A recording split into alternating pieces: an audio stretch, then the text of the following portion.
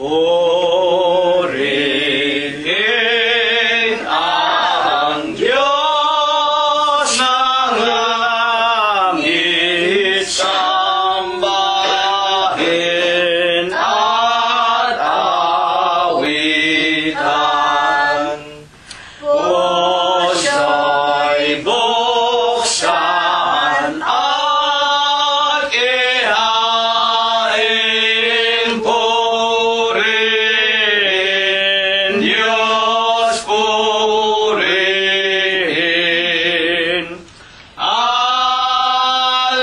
Alleluia, Alleluia, lapit sa Hari natin. Purihin, luwal at inbiyayat, paniligtas sa ating nagugupiling sa salay hanguin.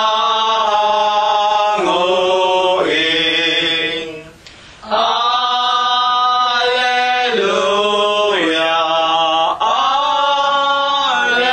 Alleluia, Gloria Patri Dei.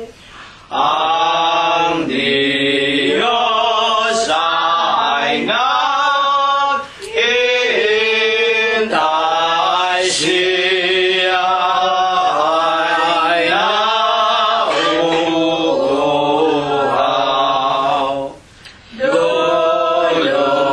Dulugin, dulugin natin, sambahin, dumalangin.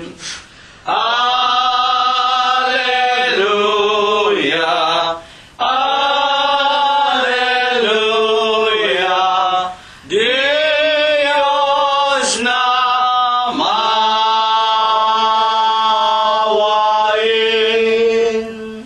Angeles sakay taasan, nagpupuri-purihin. Halina mga kapatid sa templo ng amang Diyos. Alleluia,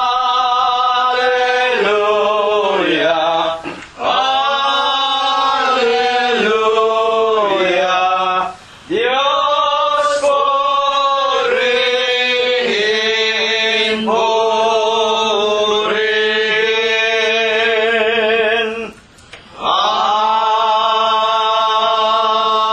Amen.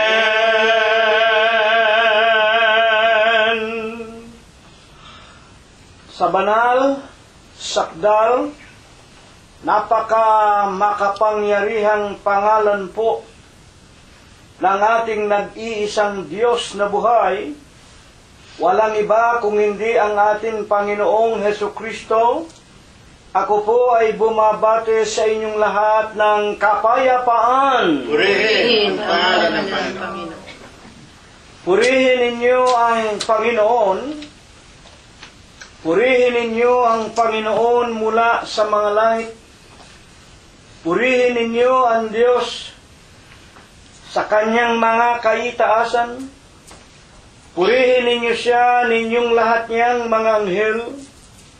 Purihin ninyo siya, buo niyang mga hukbo, mga hari sa lupa at lahat ng mga bayan, mga pangulo at lahat ng mga hukom sa lupa, mga binata at gayon din ang mga dalaga, mga matatanda at lahat ng mga bata. Purihin nila ang pangalan ng Panginoon, sapagkat ang kanyang pangalang mag-isa ay nabunyi. Ang kanyang kaluwalhatian ay nasa itaas ng lupa at ng mga langit. Purihin natin ang pangalan ng Panginoon. Magsiawit tayo sa Diyos ng mga bagong awit at ng kanyang kapurihan sa kapisanan ng mga banal, sa makatwidbaga sa iglesia ng Diyos kay Kristo Jesus. Sapagkat ang Diyos ay nalulugod sa kanyang bayan, kanyang pagagandahin ang kaligtasan ng mga maaamo. Purihin natin ang pangalan ng Panginoon. Purihin natin ang Diyos sa kanyang santuaryo. Purihin natin siya sa langit ng kanyang kapangyarihan. Purihin natin ang Diyos dahil sa kanyang mga makapangyarihang gawa.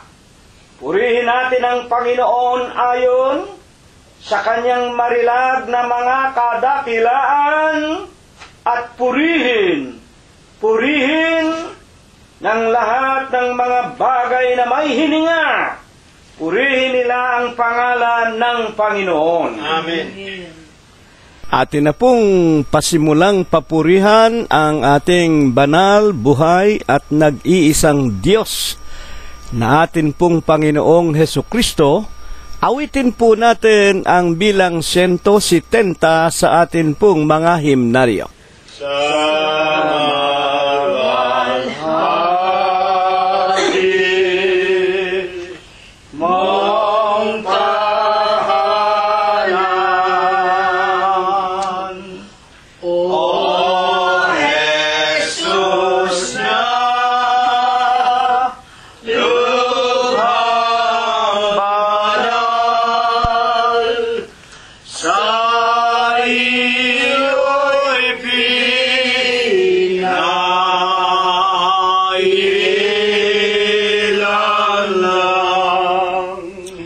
mga dalangin at awitan sa Espiritu'y sumasamba sa pangalan mo, aming Ama.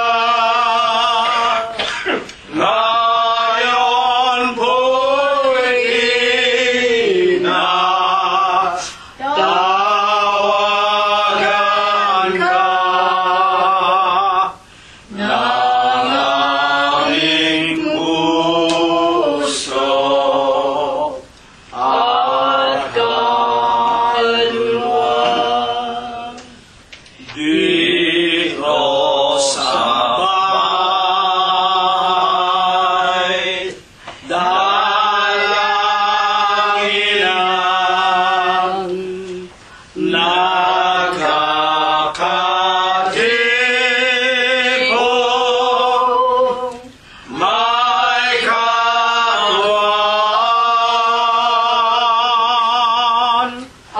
Ang bawat isa'y nag-aaral ng Ebanghelyo mong marangal. Sa Espiritu'y sumasamba sa pangalan mo, aming Ama. Ngayon mo'y tinatawagan ka ng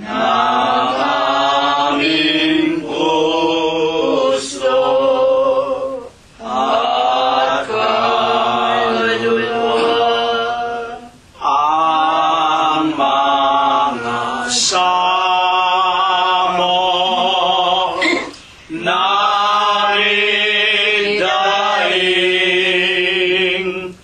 patawad kami papagamtin at nangupang aming marating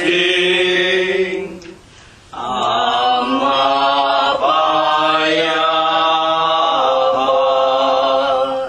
mong piling sa Espirito'y sumasamba sa pangalan mo, aming Ama. Ngayon po'y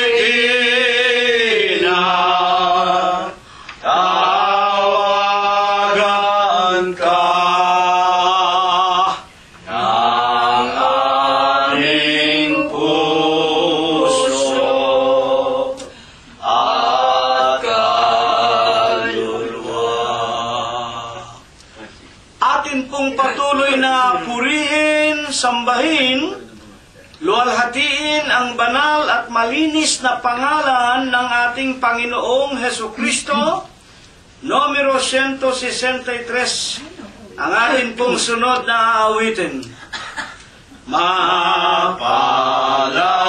silang sakdalang lakad sa kautos ay gumaganap kay Kristo Jesus na palilingap sa ita'y laging tinutupad sa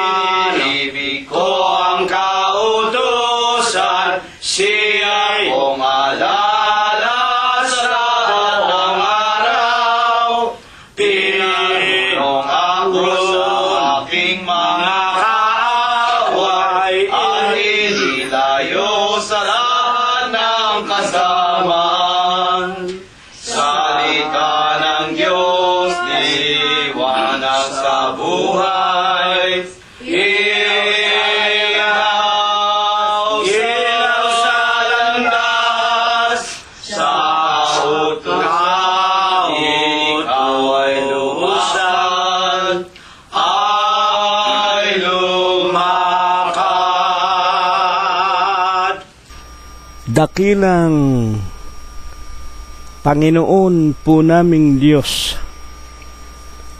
Amang banal na lubha ka pong kagalang-galang, Ikaw po ay Diyos na sadya ka pong kapita-pitagan, nag-iisa ka pong Diyos na buhay.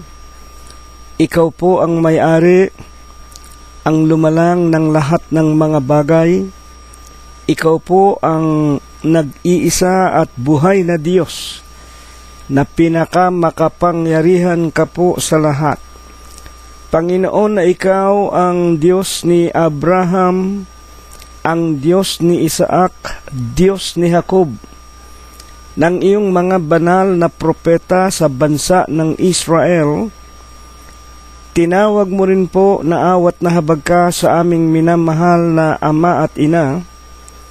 Inilagay mo po sila sa iyong banal na katawan, sa iglesia ng Diyos kay Kristo Jesus. Ikaw po ay kanilang pinagtapatan din naman hanggang kani-kanilang mga kamatayan. Ama, sa banal, sakdal at malinis na pangalan mo pong Kristo Jesus, masusulyapan mo po muli kaming lahat. Una na nga po dito sa iyong munti at maralitang bahay dalanginan sa Los Angeles, California, sa bawat tirahan ng mga lalaki at mga babae na tinatawag mo po araw-araw mula po sa malalayong iba't ibang dako nitong magulo at mandarayang sanglibutan. Kasama rin namin, Panginoon, sa Espiritu, ang marami mong tunay na mananamba sa Espiritu mo po sa iyong katotohanan. Sama-sama po itinitiklop namin ang aming mga tuhod. Ipinaiilang lang po namin sa iyong banal na kaharian sa langit ang amin pong mga tao sa pusong mga pagpapasalamat. Amang banal, maraming salamat sa iyo. Maraming mga araw ang matulin mo po pinalipa sa buhay ng bawat isa sa amin. Wala ka pong binawian sa amin ng aming mga hiram na buhay. Salamat po, araw-araw pinagbubuksan mo kaming lahat ng mga magagandang pintuan ng mga kapalaran. Salamat po, patuloy mo pa rin kaming pinakakain, pinalalakas, pinagagaling ang aming mga pangangatawan. Pinagpalat iningatan mo rin ang aming sariling mga kabyak ng puso, ang lahat ng aming mga anak, mga manugang, mga apo, kasang bahay at mga kamag-anakan sa laman. Higit na nga po sa lahat, Panginoong Jesus, maraming salamat, hindi mo nalilimutang painumin, pakainin kami ng iyong mga banal na aral na mula po sa iyong banal na ebanghelyo, sa iyong mga banal na salita na lipos ng Espiritu at ng katotohanan, na siya pong nagpapalakas at nagpapatibay hindi lamang ng aming lupang pangangatawan, higit sa lahat ng aming mga kaluluwa, sa pamamagitan po ng pananampalataya na minsan lamang ipinagkaloob mo sa aming mga hiram na buhay. Panginoong Jesus, sinasamba ka po namin, pinupuri ka po namin, niluluwalhati namin ang iyong kagalang-galang, ang napakamalinis mong pangalan sa Espiritu mo po at sa iyong kagilagilalas na katotohanan. Ama, nalalaman mo po kung papaano ginamit namin ang mga araw na nagdaan. Hindi rin namin hanggang ngayon naaabot ang iyong banal na kaluwalhatian. Magkagayon man, ipinakikiusap, iniluluhog namin sa iyong banal na harapan. Panginoon, maawat mahabag ka po sa amin. Huwag mo po sanang gawing dahilan ang marami naming kasalanan upang sa Huwebes ng gabing ito'y hindi mo po kami muling paringgan ng iyong mga banal na aral. Patawarin mo po kami sa lahat po ng aming mga nagawang mga kasalanan. Sa Huwebes po ng gabing ito, minsan pa kasangkapanin mo po sanang muli ang bibig at labi ng iyong hamak na lingkod. Banalin mo po ang kanyang puso, linisin mo po ang kanyang kalooban, dagdagan mo po ang kanyang mga katalinuhan sa kaalaman tungkol sa iyong banal na kaharian. Bigyan mo sana ng bisa at kapangyarihan ang kanyang tinig At kung ito po ay aming mapakinggan, sapat na makapigil ng aming masasamang mga kalikasan, sapat na makatawag ng marami pang mga tao sa iba't ibang dako nitong napakagulot mandarayang sanglibutan, sa pamamagitan po ng karunungan na iyong pinalago sa huling araw, upang mas maraming mga tao ang makarinig sa buong sanglibutan na meron ngang iisang katotohanan, merong iisang Diyos, iisang Panginoon. Ikaw ang aming Panginoong Jesucristo.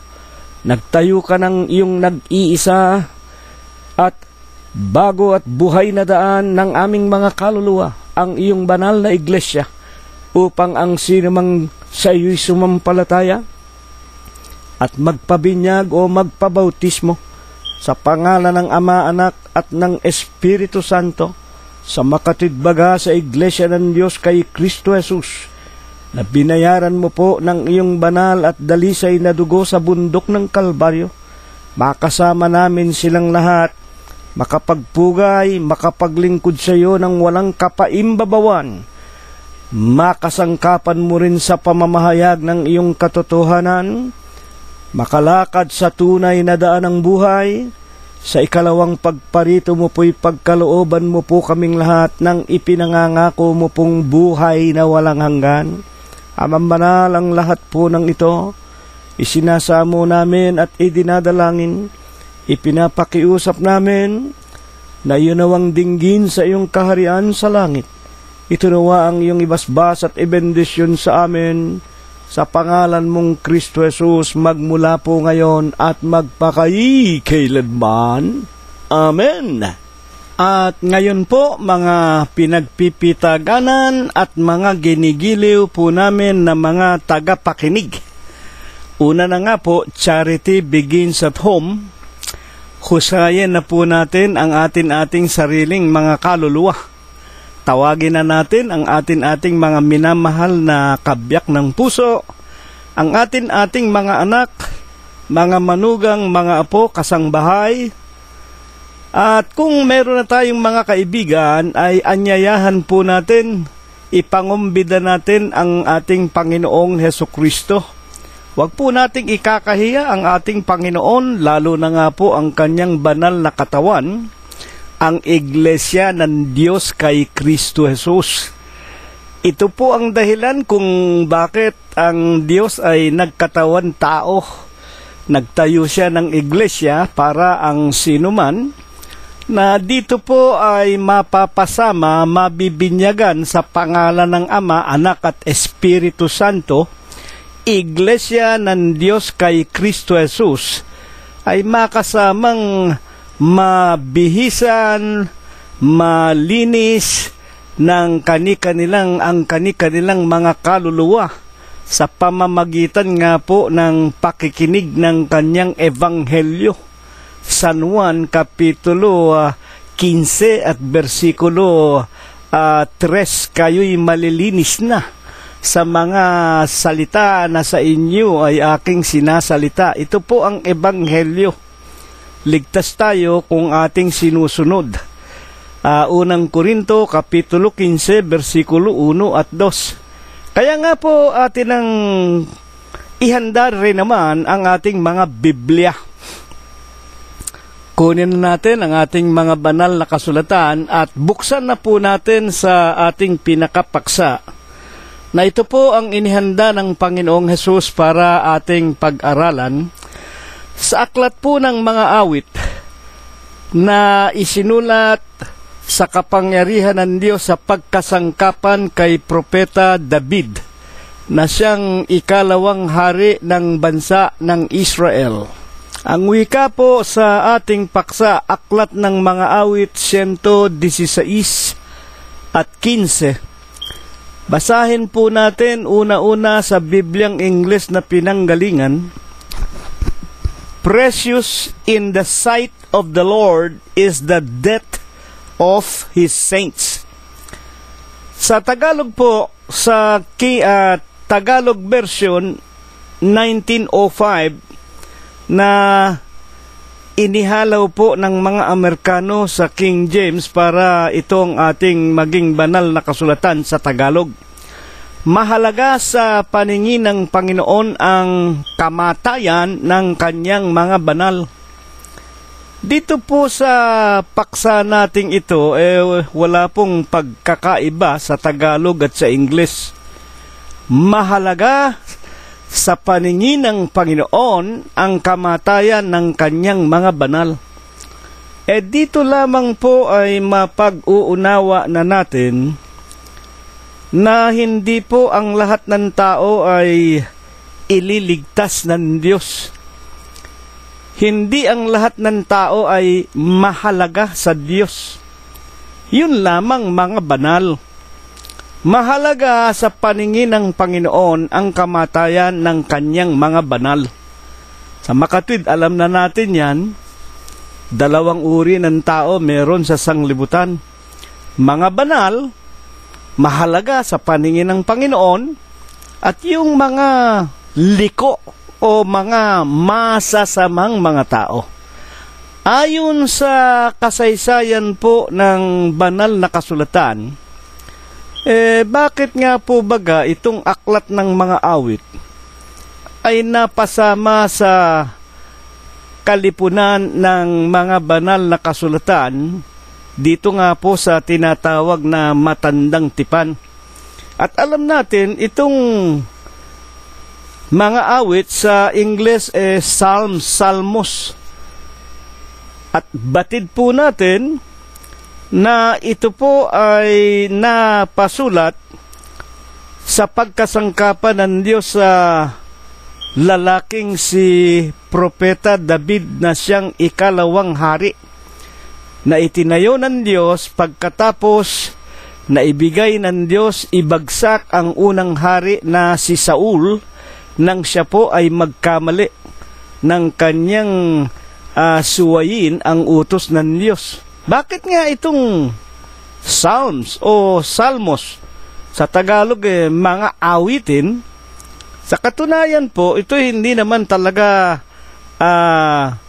kanta na tulad ng kinakanta natin sa pang-araw-araw na nalalaman, na ririnig natin sa mga radyo, sa mga television. Ito po ay isang banal na awitin at ito'y naglalaman ng mga salita ng Diyos na ang karamihan din po rito ay mga hula na nangagaganap maging sa mga huling araw na ito. Kaya nga po si Haring David nakikilala rin naman bilang isang propeta.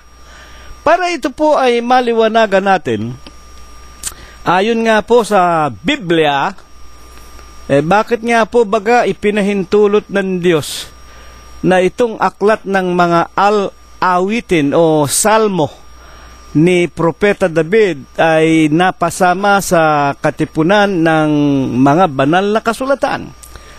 Hayaan natin si Propeta David ang magpaliwanag sa aklat din ng mga salmos o ng mga awit.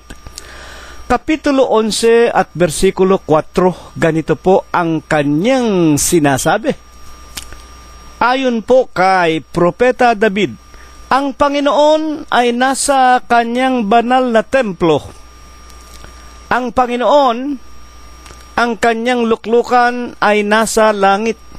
Putulin ko po muna dito, binibigyan ng pagpapaliwanag ni David, ang Panginoon ay nasa kanyang banal na templo. Meron pong templo ang Diyos. At ang templong ito ay nasa langit. Ito ang kanyang luklukan. At habang siya'y naroon sa kanyang templo sa kalangitan, ang kanyang mga mata ay nagmamalas. Para bang scanner, ini-scan. Alin nga ang kanyang ini-scan? Alin yung minamalas ng mata ng Panginoon? At ang kanyang mga talukap mata ay nagmamasid sa mga anak ng mga tao. Ini-scan ng Diyos. Alam natin, ang Diyos ang pinakamakapangyarihan sa lahat. At kapag binabanggit yung salitang langit, ang ibig lamang sabihin ay infinity. Wala pong katapusan yun. Ang Diyos po infinite, walang katapusan, at ang Diyos po nasa lahat ng mga dako. Ang Diyos ay Espiritu. Alam po natin yan. San Juan, Kapitulo 4, versikulo 23 at 24, ang Diyos ay Espiritu. At kapag sinasabing Espiritu, walang laman at walang buto. Datapwat ang Espiritong ito, ayon kay Propeta Jeremias, ang Diyos ng lahat na tao, ang pinakamakapangyarihan sa lahat. Walang bagay na hindi mangyayari kapag inibig ng Diyos. Sa magatwid, dito'y ipinakikilala ni David ang pagpapahalaga niya sa isang Diyos na pinakamakapangyarihan sa lahat. Kaya nga, ano ang layunin ng sumulat nitong salmo o mga awit na siya ngang si Propeta David? Sa awit din 144 at versikulo 9 po naman, ako'y aawit ng bagong awit sa iyo, O Diyos, sa salteryo na may 10 kawad. Putulin ko po muna, aawit si David, sasabayan niya ng salteryo. Yun ang kanyang pinakagitara noong araw, at alam natin yan ang alpa.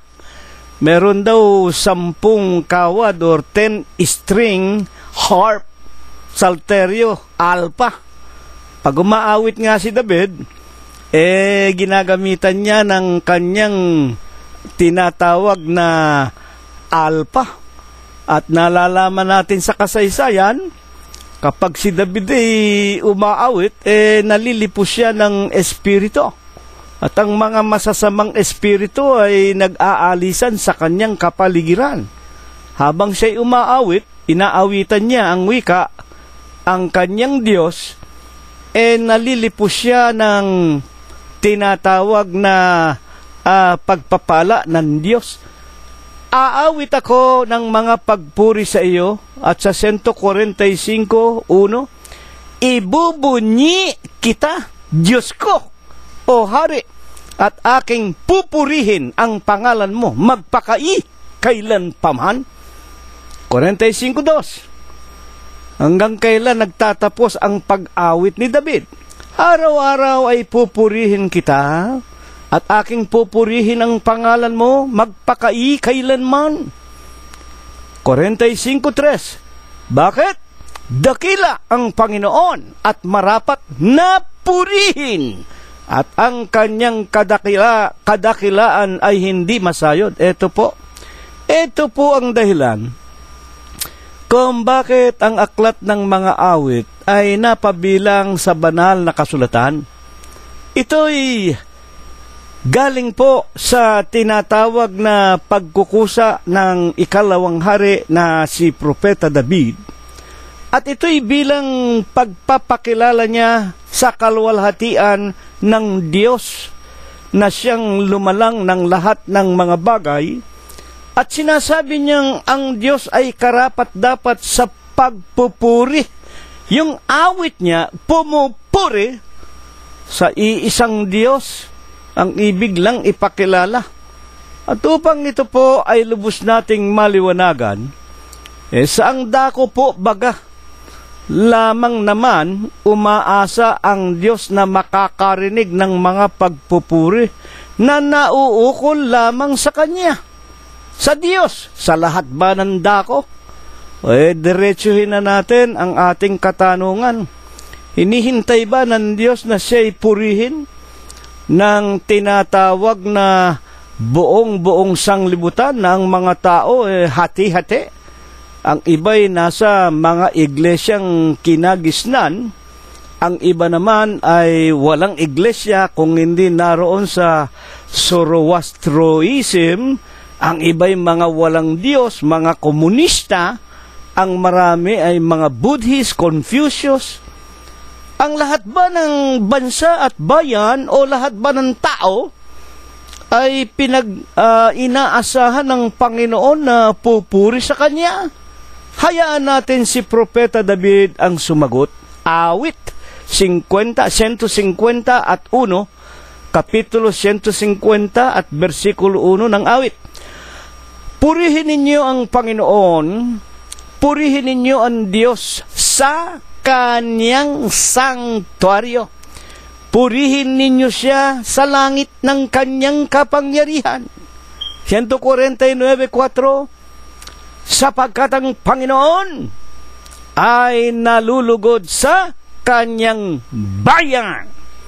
Kanyang pagagandahin ang kaligtasan ng mga maamo. Hindi po inaasahan ng Diyos. Huwag kayong magagalit, ho. Hindi po inaasahan ng Diyos na siya'y makarinig ng mga awiting pumupuri sa Kanyang pangalan. Dito po sa halimbawa, Iglesyang Kinagisnan. Sa Iglesia Apostolika Katolika Romana, tayo'y alam naman natin yan Sa halip na papurihan nila ang Diyos na Espiritu, walang larawan, pinupuri nila si Birhen Maria. Pinupuri nila yung iba't ibang mga santo nila, tinatawagan nila, niluluwalhati nila. Nilalagyan nila ng mga kung ano-anong pabango, ng mga bulaklak, pinagpoprosesyon pa nila.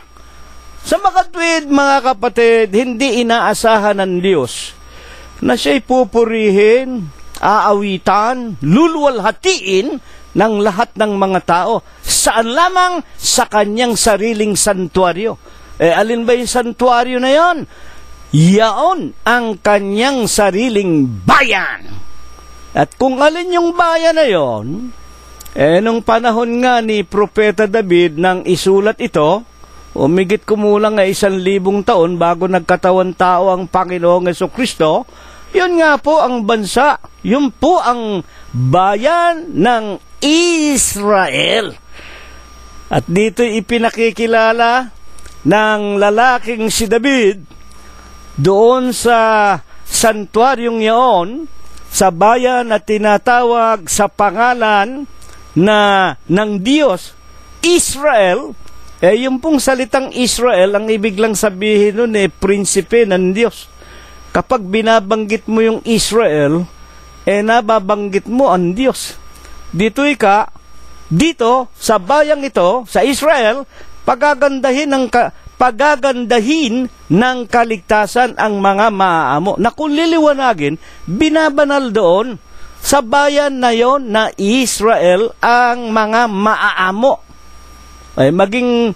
Maging sa Israel nga po na isang bayan na binubuo ng 12 angkan, hindi naman nga po lahat ng mga anak ng Diyos naging banal Hindi naman po lahat naging maaamo. Kaya nga dito pinakikilala, mahalaga sa Panginoon ang kamatayan ng mga banal, ng Kanyang mga banal. Hindi naman lahat ng Israelita banal. Sana'y unawain po natin. Aklat ng mga awit pamanden 149:1. Kung paano pa tinitiyak, mga kapatid, kung saan lamang maaasahan ng Panginoon Diyos na lumalang ng lahat ng mga bagay, na siya'y makakarinig ng awit ng mga pagpupuri, pagsambat, mga pagluwalhati.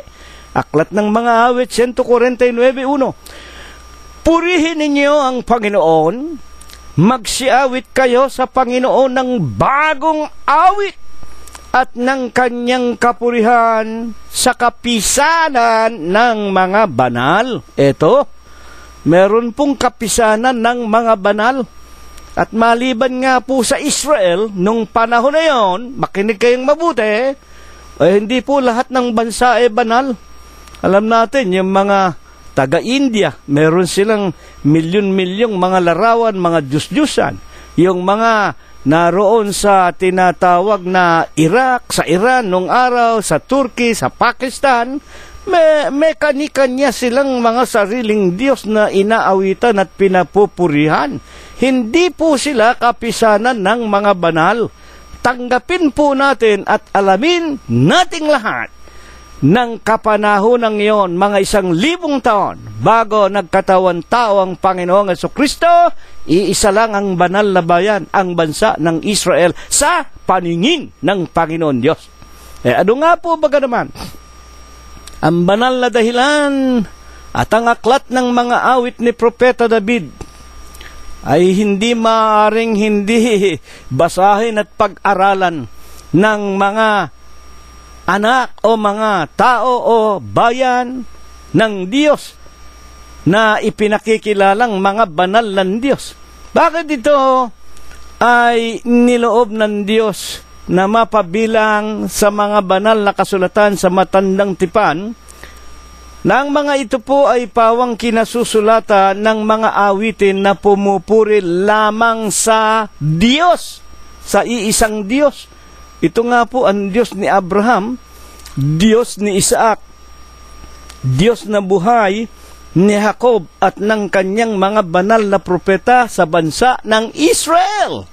Buksan po natin ang sinasabi pa man din ni Propeta David sa pamamagitan po ng kanyang aklat sa unang Kronika, Kapitulo 29 at versikulo 10. Bakit kailangan ang aklat ng mga awit ay matutuhan ng lahat ng mga tao na ibig maging banal ayon po sa itinuturo ng Santong Sulat? Kaya pinuri ni David ang Panginoon sa harap ng buong kapisanan at sinabi ni David, "Purihin ka, O Panginoon, na Diyos ng Israel na aking Ama, magpakailanman." Bakit? 29:11. Bakit ang Diyos lamang ang dapat papurihan at sambahin ng mga tao? Iyo, O Panginoon, ang kadakilaan. Sa Diyos lang ang kadakilaan. Iyo ang kapangyarihan. Sa Kanya ang kapangyarihan. Iyo ang kaluwalhatian. At ang pagtatagumpay at ang karangalan. Ito po. Sa Diyos lang ang kapurihan. Sa Diyos lang ang kadakilaan. Sa Diyos lang ang karangalan. Bakit? Sapagkat lahat ng nangasa langit, lahat ng nangasa lupa ay iyo. Iyo ang kaharian, O Panginoon, at ikaw ay nataas na pangulo sa lahat. Kaya siya nga po ang overall na sumasaibabaw ng lahat. Siya ang ating Panginoon Diyos.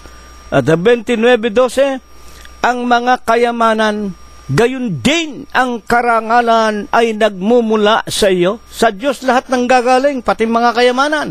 Ikaw ang nagpupuno sa lahat. Ang Diyos ang talagang pinaka-leader ng lahat. Bagaman hindi ang lahat ng tao ay kumikilala sa Kanya, katulad ng sinasabi sa Jeremias 32:27, "Narito ako ang Panginoon mong Diyos, ang Diyos ng lahat na tao." Ang lahat tayong mga tao, anuman ang pinanggalingan natin, inchik man tayo, Pilipino, Amerikano, Aprikano, tayong lahat sa Diyos. Pero hindi ang lahat ng tao nakakakilala sa tunay na Diyos na Espiritu na walang laman at walang buto. O hindi ba? Bakit yung napakaraming iglesia at mga relihiyon? Meron silang mga iba't ibang mga larawan na inuukit sa ginto, sa pilak, sa bato, sa kahoy, sa marmol. Hindi po yan ang tunay na Diyos. Ito po ang dahilan. Kaya nga ang aklat ng mga awit, kailangan po nating pag-aralan, basahin at awitin din natin. Katulad na nga po ng nakikita at namamasdan ninyo sa aming mga paglilingkod at Huwebes at Linggo, hindi po namin nakakalimutang umawit. At yung mga awitin namin, yun po ay talagang pumupuri sa Diyos, lumuluwalhati sa Kanya. Nakatulad din naman ng lahat ng mga napasulat sa aklat ng mga awit ni Propeta David. Ituloy natin ang 29:12 ng unang Kronika. "At nasa iyong kamay ang kapangyarihan at kalakasan. Nasa iyong kamay ang pagpapadakila." Ang Diyos po ang nagpo-promote. Ang Diyos po ang naglalagay ng mga hari. Ang Diyos ang naglalagay ng mga presidente, senador, kongresista, hanggang sa pinakamaliit na kapangyarihan sa lupa. Ang Diyos ang nagpaparangal sa sino mang ibig niyang itaas. At siya ang nagpapalakas sa lahat. At sa 29:13 ng unang Kronika paman din, "Kaya't ngayon aming Diyos, eto, kami nagpapasalamat sa iyo at aming pinupuri ang iyong maluwalhating pangalan. Amen. Binibigyan ni David ng emphasis maliban sa Diyos ni Isaac, Diyos ni Jacob at ni Abraham, ang buhay na Diyos. Wala na pong ibang Diyos na dapat purihin, sambahin at luwalhatiin ng sino mang tao o ng sino mang relihiyon sa balat ng lupa. Ngayon ang ating mga katanungan pamandain, bakit po ba naman kinakailangang sa Diyos lamang ng langit ang tao mag-ukol ng mga pagpupuri at pagluwalhati sa Kanya, tulad ng ginagawa nga po ng Kanyang sariling bayan na noon ay Israel? Bakit po ba naman kinakailangang sa Diyos lamang iniuukol ng sarili niyang bansa na Israel, at ito naman ang inaasahan ng Diyos na sa kanila'y magpapatuloy sila ng pagpupuri sa Kanya? Buksan po natin ang Exodus Kapitulo 20, versikulo 1 hanggang 5, na napakamalimit ninyong mapakinggan sa iglesia ng Diyos kay Kristo Jesus. At sinalita ng Diyos ang lahat ng salitang ito na sinasabi, Ako ang Panginoon mong Diyos na naglabas sa iyo sa lupain ng Ehipto, sa bahay ng pagkaalipin. Putulin ko po muna. Dito'y napakamaliwanag na talaga po namang yung bansa ng Israel, mga kapatid, naging alipin sa Ehipto. At kapag binabanggit yung Ehipto, yun ay sagisag ng pagkakasala. Sapagkat ang mga Ehipsyo sumasamba sa mga larawan ng mga ibon, larawan ng mga hayop at kung ano-ano pa. Sila po'y mga pagano. Inalipin ang Israel sa loob ng 400 taon. Na kung ito po ay ating iuugnay sa kasaysayan nating mga Pilipino, tayo po inalipin ng imperyo ng Roma, ng Katolisismo, magmula nung tinatawag na 1521, nang dumating si Magellan kasama yung mga praile sa ating lupain, sa Mactan, hanggang 1896, nang palayain tayo ng mga Amerikano sa pamamagitan ni Admiral George Dewey, doon po sa Manila Bay nang magapi ang tinatawag na kapangyarihan ng mga Espanyola o ng mga Kastila. At tayo nga po ay kinupkup ng wika nga Estados Unidos. Halos humigit kumulang 400 taon din tayo inalipin sa kalikuan. Hindi lamang tayo pinagsamantalahan, hindi lamang ninakaw ang ating lupain, hindi lamang ginahasa ang ating mga kababaihan, kung hindi inalipin pa maging ang kaluluwa nating mga Pilipino na tayo ay dinalhan ng kanilang krusada. Na akala natin ay ilalapit tayo sa Diyos, yung pala ay dadalhin tayo sa impyerno sapagkat tinuruan tayo, Pilipino, na sumamba kay Birhen Maria, sa mga larawan ni Santo Niño, sa mga santo, santa, kung ano-anong mga bagay na ipinagbabawal ng Diyos. Sa mga tweet, mga kapatid, balikan natin ang ating paksa. Bakit ang kanyang bansa na Israel lamang ang inaasahan ng Diyos na talagang pupuri, sasamba sa Kanya? Sinalita ng Diyos ang lahat ng salitang ito na sinasabi, Ako ang Panginoon mong Diyos na naglabas sa iyo sa lupain ng Ehipto. Ang ibig ng Diyos, kilalanin naman ng mga Israelita ang makapangyarihang Diyos na nag-alis sa pagkaalipin nila sa loob ng 400 taon sa tinatawag na lupain ng Ehipto, sa bahay ng pagkaalipin, sa mga pagsamba rin sa mga larawan at mga Diyos-Diyusan, tulad ng ginawa sa atin ng simbahang Katoliko. Ituloy natin ang pagbasa. Exodus Kapitulo 20, versikulo 3. Ano nga po ang inaasahan ng Diyos na gagawin ng bansa na kanyang iniligtas sa pagkaalipin na igagante, mga kapatid, nila sa Diyos? Ito po ang utos ng Diyos. Huwag kang magkakaroon ng ibang mga Diyos sa harap ko.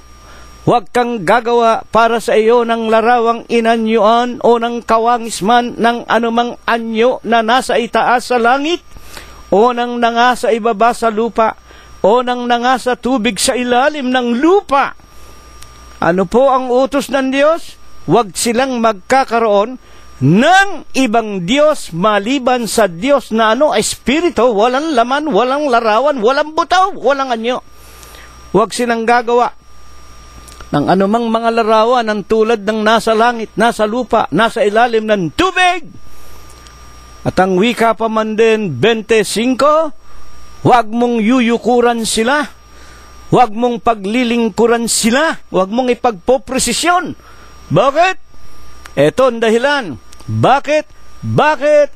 Mga kapatid, sa kanyang bansa na Israel lamang, inaasahan niya na siya'y makakasumpong ng mga tunay na pagpupuri, tunay na pagluwalhati at pagsamba bilang isang Diyos na walang anyo at walang larawan, sapagkat akong Panginoon mong Diyos ay Diyos na mapanibughuin. I am, sa Ingles, a jealous God. Seloso ang Diyos. Napakaseloso po ng Diyos. At ang wika pa man din niya, pagka kayo nagkaroon ng ibang Diyos, pag gumawa kayo ng mga larawan, pag naglingkod kayo sa kanila, dodalawin ko ang katampalasanan ng mga magulang. Saan dadalawin? Hanggang saan? Sa mga anak, hanggang sa 13 at 14 na sali ng lahi ng mga napopuot sa akin. Nalalaman ba ninyo kung ano ibig sabihin ito? Pagka kayo gumawa ng larawan, pagka niluhuran ninyo, pagka sinamba ninyo, pagka ipinagprosesyon ninyo, pagka ipinagpiesta-piesta ninyo, nakikipag-away kayo sa Diyos, namumuhi kayo sa Diyos. Makakala nyo, nagseselos ang Diyos. Kung sa bagay, paano nga namang magiging selo? Ito po'y para sa Israel. Kapag ang mga Israelita ang gagawa ng larawan at kanilang paglilingkuran at sasambahin, sa mga Israelita magseselos ang Diyos sapagkat nagkakaroon sila ng ibang Diyos. Pero kayong mga Katoliko, kayong mga Protestante, kayong mga iglesyang itinayo ng tao, kayong mga Buddhist, kayong mga Zoroastro, kayong mga kung ano-anong mga relihiyon, na meron kayong sariling mga larawan ninyo, dinidyos ninyo, hindi kayo pagseselosan ng Diyos. Hindi kayo iintindihin. Bakit? Hindi nga kayong mga banal Kaya nga ang ating paksa mahalaga sa paningin ng Panginoon ang kamatayan ng kanyang mga banal. Walang pakialaman Diyos sa inyo, mamatay kayo. Bahala kayo sa buhay ninyo. Ngayon, ano po ang katotohanan na kahit sariling bayan ng Diyos pinagseselosan ng Diyos kapag sila ay naglingkod sa ibang Diyos? Tunay ba yan, kapatid na Cirilo? Hindi ba pagkabayan ka ng Diyos parang absuelto ka na? Para kang merong immunity? Hindi po. Ang Diyos po ay Diyos na makatarungan. Ang Diyos hindi tumitingin sa sinumang tao. Ke anak kanya, ke kung ano pa man ang relasyon mo sa kanya, pag nagkamali ka, todas ka. Totoo po bagayan? Meron bang napasulat sa Biblia na pagkakamali ng kanyang sariling bansa ng Israel na naglingkod sa ibang mga Diyos? Buksan natin ang aklat ni Propeta Jeremias, Kapitulo 7, versikulo 13 hanggang 16. At ngayon, sapagkat inyong ginawa ang lahat ng gawang ito, putulin ko po muna. Hindi ko na binasa yung pinanggalingan, sapagkat para hindi tayo masyadong humaba sa ating pag-aaral. Meron daw pong ginawa ang kanyang sariling bansa, ang kanyang sariling bayan. Sapagkat inyong ginawa ang lahat ng gawang ito, sabi ng Panginoon, nagsalita ako sa inyo. Ano ba sinalita ng Diyos? Yun nga po, paulit-ulit yun, yung Exodus, Kapitulo 20, versikulo 1 hanggang 5. Huwag kang magkakaroon ng ibang Diyos maliban sa akin. Huwag kang gagawa ng anumang larawang inanyuhan, nasa langit, sa lupa at nang nasa ilalim ng tubig. Huwag mo silang yuyukuran, huwag mo silang paglilingkuran. Nagsalita ako sa inyo. Ako'y bumabangong maagat nagsasalita, ngunit hindi ninyo dinirinig. Tinatawag ko kayo, ngunit hindi kayo sumasagot. 7:14, ex ng Jeremias. Kaya't gagawin ko sa bahay na tinatawag sa aking pangalan. Ito po, yung bansa ng Israel na inyong tinitiwalaan. Ayan. Akala ng mga Israelita, nako, mga anak kami ng Diyos, mga Israelita kami, tinatawag kami sa pangalan Diyos. Akala nila kahit na ano man ang gawin nilang kalikuan pwedeng patatawarin na lang sila ng Diyos. Kaya't gagawin ko sa bahay na tinatawag sa aking pangalan, na inyong tinitiwalaan, 7:15, Jeremias, akin kayong itatakwil sa aking paningin. Ayan. Kaya nga po, alam natin ang kasaysayan, dito rin sa kapanahunan ni Jeremias, humigit kumulang 520, mga kapatid, ay ibinigay sila sa kamay ng mga wika nga Kaldeo, sa kamay ni Nabucodonosor, na siya namang unang naghari sa sanglibutan noon. Tinangay sila, winasak ang Jerusalem, sinunog, at pagkatapos tinangay ang mga Israelita, ginawang alipin naman sa loob ng 70 taon. Kaya't akin kayong itatakwil sa aking paningin. Sa kasaysayan ng matandang tipan, kapag ang bayan ng Diyos ay tumataliwas sa utos ng Diyos, binibigay sila sa pagkatalo sa mga digmaan. Ayan nga po ang 70 years of Babylonian captivity. Mag-aral kayo, mga tagapakinig. 7:16. Kaya nga ano pa? Ang tinatawag na bagsik ng sumpa ng Diyos na pagpapatunay na siya nga'y nagseselos kapag ang kanyang bayan nakakalimot na umawit, sumamba, pumuri, lumuwalhati sa kanya, at sa halip ay bumangon o naglingkod sa ibang mga Diyos-Diyusan. Gaano kabagsik ang galit ng Diyos. Bukod doon sa kanyang tinatawag na dadalawin ang mga magulang hanggang ika-3 at ika-4 na sali ng lahi. Isipin ninyo yun, halos wala nang katapusan yung henerasyon na yon. Sapagkat kung matapos man yung ika-4 na henerasyon nung mga anak nitong wika nga gumawa ng kalikuan sa kanya, naglingkod, pumuri sa ibang mga Diyos-Diyusan o mga Diyos, mga kapatid, yung mga anak, siyempre, yun ang natutuhan nila sa kanilang magulang. Kaya ang mga Katoliko, pagka nakakapakinig ng aral ng Ebanghelyo ng Panginoong Jesucristo, sasabihin sa amin, kapatid na Cirilo, hindi na po kami aalis dito. Kung saan kami nadapa, itong ipinamana sa amin ng mga magulang, doon na po kami babangon. Bahala kayo sa buhay niyo. Sino tinakot niyo? Kami. Mahirap sa inyo sumipa sa matulis. Kaluluwa ninyo yan. Tuloy-tuloy ang sumpa ng Diyos. Anong pinakamahigpit na parusa ng Diyos na igagawad sa mga taong ito? 7:16. Ang wika ng Diyos kay Jeremias, kaya nga't huwag mong ipanalangin ang bayang ito. Isipin mo yan, Israel. Sabi ng propeta, sabi ng Diyos kay propeta Jeremias, Jeremias, huwag mong ipanalangin ang bayang ito, ni palakasin man ang daing patungkol sa kanila, ni idalangin mo man o mamagitan man ikaw sa akin. Bakit? Hindi kita didinggin. Ayan, napakalupit. Wala nang kapatawaran. Wala pong panalangin na diringgin ng Diyos kapag ang isang tao ay nagkamali. Lalo na nga po kung ang kasalanan ay tungkol sa pagsamba sa mga larawan at mga Diyos-Diyusan na inanyuan. Totoo ba yan?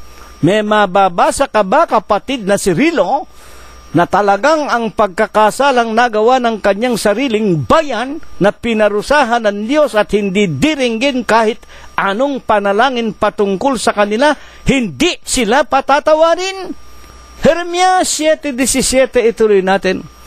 Hindi mo ba nakikita kung ano ang kanilang ginagawa sa bayan ng Huda at sa mga lansangan ng Jerusalem sa Israel? Marahil, tinanong ni Jeremias, Panginoon, bakit naman, hindi ba mga anak mo yan? Hindi ba yan ang inalis mo sa kamay ni Paraon sa Ehipto? Hindi ba sila ang binigyan mo ng kalayaan para mahango sa 400 taong pagkabusabos nila sa kamay ni Paraon? Hindi ba binigyan mo pa sila ng lupain na binubukala ng pulot at ng gata? Anong sagot ng Diyos? Hindi mo ba nakikita kung ano ang kanilang ginagawa sa bayan ng Huda at sa mga lansangan ng Jerusalem? Ano ba ang kanilang ginagawa? 7:18, ang Diyos ang nagpapaliwanag. Ang mga anak na namumulot ng kahoy, ayan, ang mga anak namumulot ng pamparikit. Ang mga tatay, ang mga ama nagpapaningas ng apoy. At ang mga babae, ang mga nanay, nagmamasa ng masa para ano? Upang igawa ng mga tinapay. Ang alin? Ang reyna ng langit. Eto. Bakit? Upang magbuhos ng mga handog na inumin sa ibang mga Diyos. Upang kanilang mungkahiin ako sa galit. Tanong ni Jeremias, bakit ayaw mong ipanalangin ko sila? Ay, di mo nakikita ginagawa sa mga lansangan ng Huda at sa mga lansangan ng Jerusalem? Yung mga bata, naghahanap ng kahoy. Yung mga tatay, naghahanda ng posporo. Yung mga nanay, nagmamasa ng tinatawag na masa ng tinapay. Naghahanda ng inumin. Para kanino yon?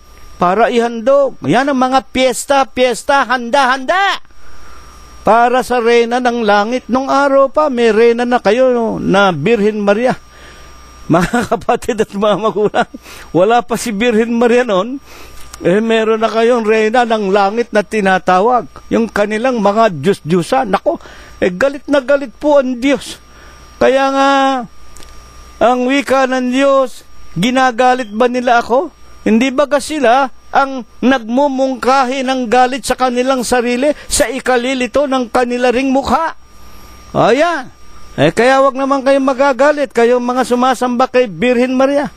Ito'y nababanggit ko lang naman dahil ito po ay aking nakikita, namamalas. Gamitin nating halimbawa ang Pilipinas. Bata pa po akong maliit, yung mga presidente natin, senador, kongresista, pati pinakamaliit na barangay tanod, lahat sila puro Katoliko. Lalo na ito si Binay. Kung mapunta kayo dyan sa Makati, doon sa tinatawag nilang munisipyo ni Binay, magmula ron sa hagdanan, paitaas, kutakot-takot ang rebulto ni Mama Mary at saka ni Santo Niño. Bakit nagkaganon? Puro kayo Katoliko lahat ng mga leader ng Pilipinas, puro kayo magnanakaw. Mga kapatid at mga magulang, puro kayo mandarambong. Talaga dapat kayo, nako, mahirap na lang. Talagang aatakihin ako sa puso sa inyo. Magmula nung araw pa, bata pa ako, lahat kayo pare-pareho. Yung mga presidente, tuwing magdiriwang, nasa likod ninyo, mga obispo, mga kardinal. Pagkatapos, puro katiwalian kayo. Mabuti na lang. Dininig ng Diyos ang ating mga panalangin na magkaroon ng isang Duterte. Wala pang isang buwan si Duterte, kutakot-takot na, nasa koting mga drug addict. Katakot-takot nang napatigil ni Duterte at ng kanyang mga kapulisan sa tinatawag na mga kriminalidad. Samantalang kayong tinamaan ng sinalibad na. Kaya naghihirap ang ating inang bayan. At sa Jeremias 7:20, kaya't ganito ang sabi ng Panginoon Diyos, narito, eto, ang isa pa sa malupit na sumpa ng Diyos, narito ang aking galit, at ang aking kapusukan ay mabubuhos sa dakong ito. Ayan, pati sa Israel, sa mga tao, sa mga hayop, sa mga punong kahoy sa parang at sa bunga ng lupa. masusubok at hindi mapapatay. Anong ibig sabihin nito? Kaya ang sanglibutan napakaligalig. Nagmula nga po noon hanggang ngayon, hindi lang naman ang mga Israelita. Tinitiyak ko sa inyo hanggang ngayon, no?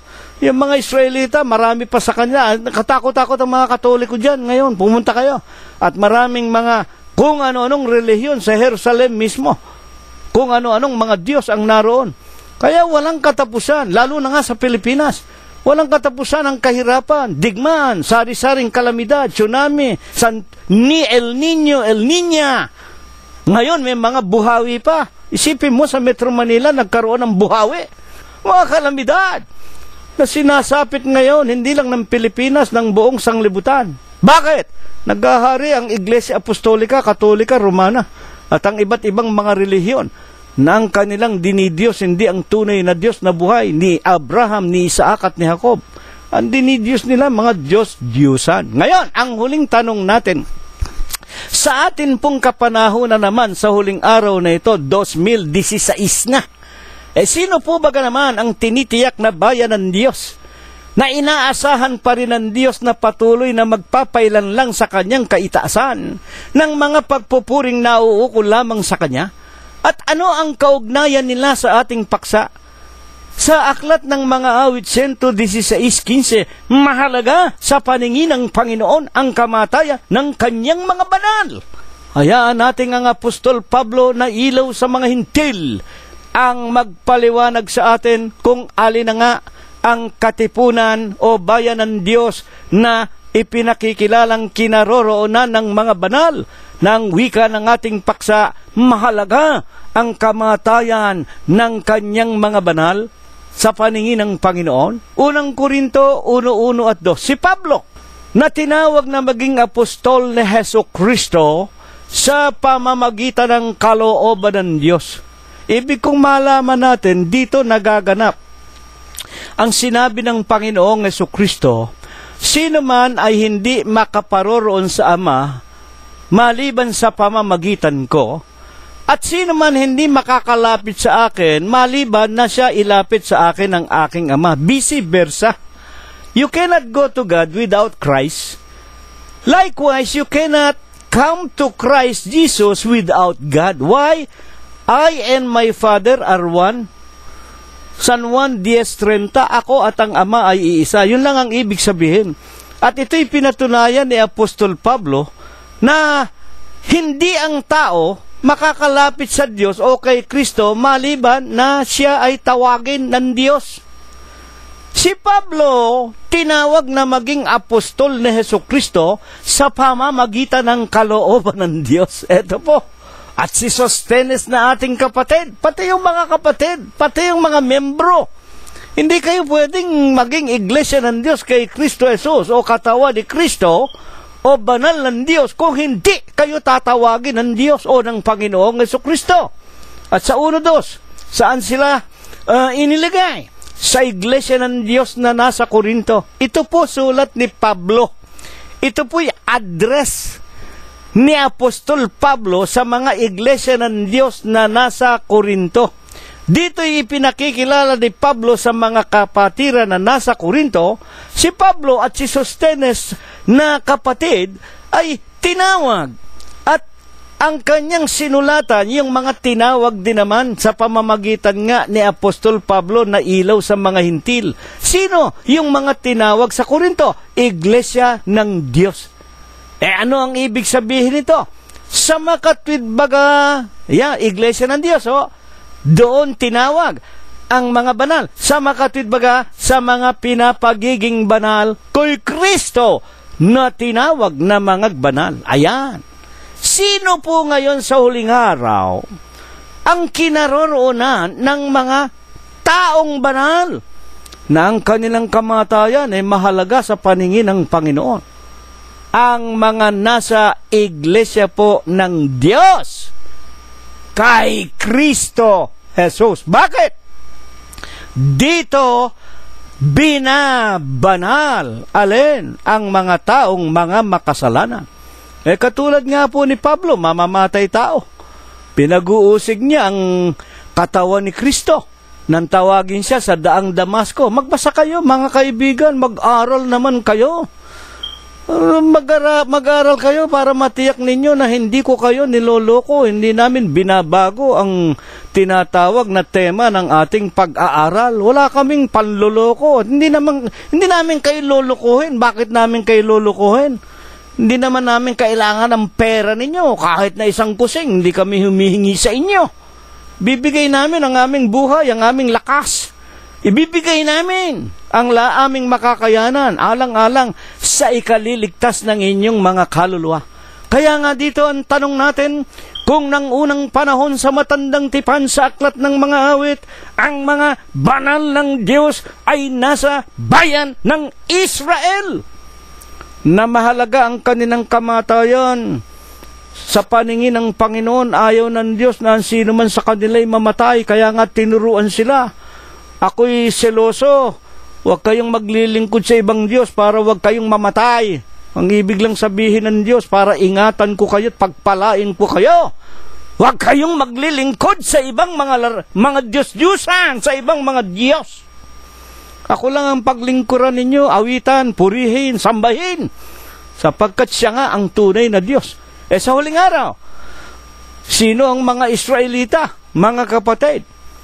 Ang wika nga ng ating pag-aaral, kung kayo ay na kay Kristo, Galatias 3:29, buksan ninyo, Galatias 3:29, kung kayo nga ay kay Kristo, kayo nga ang mga binhi ni Abraham, tagapagmana sa pangako. Mga taga-Galacia yun, labas ng bansa ng Israel. Mga kapatiran yun, mga taong nahikayat sa pangangaral ng Ebanghelyo ng Panginoon na ibinalita, ipinangaral sa kanila ni Apostol Pablo.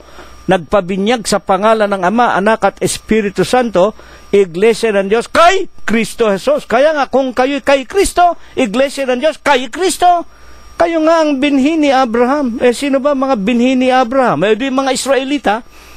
Pero tayo, hindi na tayo Israelita sa laman. Hindi tayo literal Jews. Hindi tayo mga Hudyo. Sapagkat sinasabi rin naman ni Apostol Pablo sa Galatias din. Basahin ninyo 3:24 hanggang 29. Ngayon nga ay wala ng Grego, wala ng Hudyo, wala ng Romano, wala ng Pilipino, wala ng Incheck.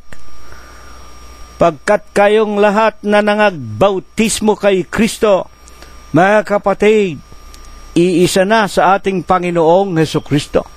Tayo na ang mga Israelita, not in the flesh, Israelite in the spirit, at tinitiyak tagapagmana ng pangako. Mga kapatid, kaya nga, nasaan ngayon ang mga banal na mahalaga sa paningin ng Panginoon, ang kanilang mga kamatayan? Nasa iglesia po ng Diyos kay Kristo Jesus. Dito po babanalin tayo. Bakit dito tayo babanalin, mga kapatid? Aklat ng mga Gawa 20:28, ang iglesia ng Diyos, binayaran niya ng kanyang sariling dugo. Simbahang Katoliko, hindi binayaran ng Diyos yan. Yung mga Sabadista, hindi binayaran ng dugo ng Panginoong Jesucristo yan. Yung mga iglesia ng tao, yung mga kung ano-anong iglesia, Pentecostales, kung ano-anong mga pangalan ng relihiyon, Buddhist, Confucius, Zoroastro, you are not paid. You were not purchased by the blood of Christ. Kung sino-sinong tao ang bumili sa inyo, mga kapatid, hindi naman kayo ililigtas. Sa mga tweet, mga magulang at mga kapatid, sa iglesia po ng Diyos kay Kristo Jesus.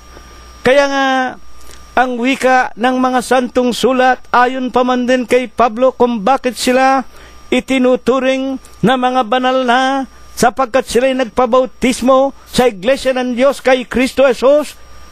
Sa unang Tesalonica 2:14, nagsisitulad sila sa iglesia ng Diyos na nangasa Hudiya kay Kristo Jesus. Tinutularan na lamang nila. At sa huling araw na ito, tinutularan na lamang natin, mga kapatid, ang mga unang mga banal na katulad ni Apostol Pablo, katulad ni Sostenes, katulad ni Tito, katulad ni Priscilla at ni Aquila. tinutularan na lamang natin. Kaya nga tayo nangangaral na ebanghelyo. Sapagkat sila'y mga inilagay sa iglesia, 3 Gs ng Efeso.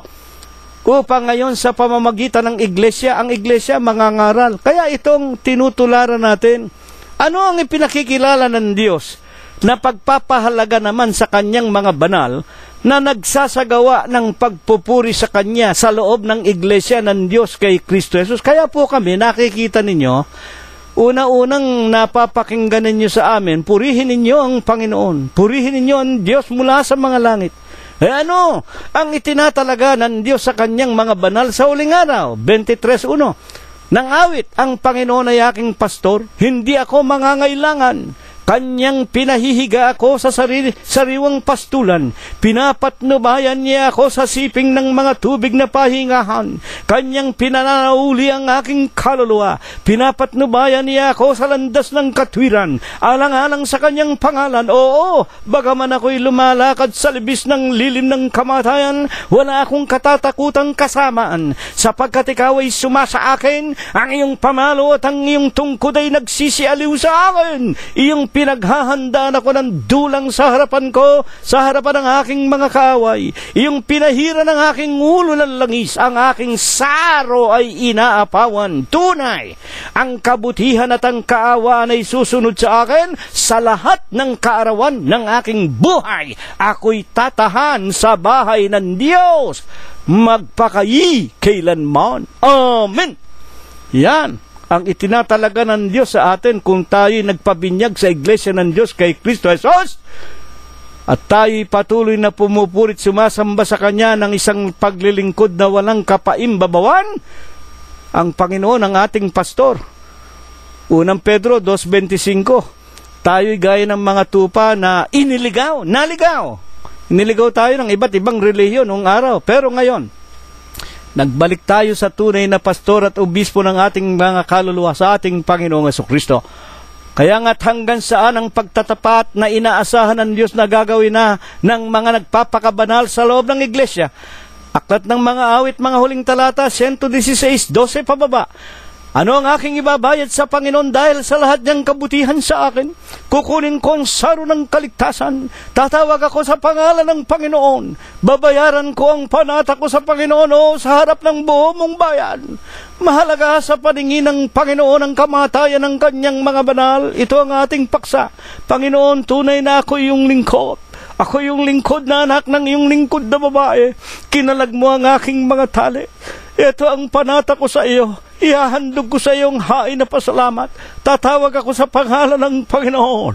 Babayaran ko ang panata ko sa Diyos. Oo, sa harapan ng buo mong bayan. Sa mga looban ng bahay ng Panginoon. Sa iglesia ng Diyos kay Kristo Jesus. O Jerusalem, purihin ang pangalan ng Panginoon. Amen. Ito ang ating sumpa. Magtatapat tayong pumupuri sa Kanya hanggang ating kamatayan. Hindi sa simbahang Katoliko, hindi sa Protestantismo, hindi sa iglesia ng mga tao. Sa iglesia ng Diyos kay Kristo Jesus, sa bahay ng Diyos. Pagpalain nawa tayo ng Panginoon, magmula ngayon, magpakailanman. Amen. At tanggapin po natin ang walang hanggang pag-ibig, pagbibiyaya, pagliligtas ng Kanyang banal na Espiritu. Ito nawa ang ibasbas niya sa ating lahat, magmula ngayon, magpakailanman. Amen. Purihin ang pangalan ng Panginoong Jesucristo hanggang sa darating na linggo po, kung tayo po ay binubuhay pa. Maraming salamat po sa inyong lahat.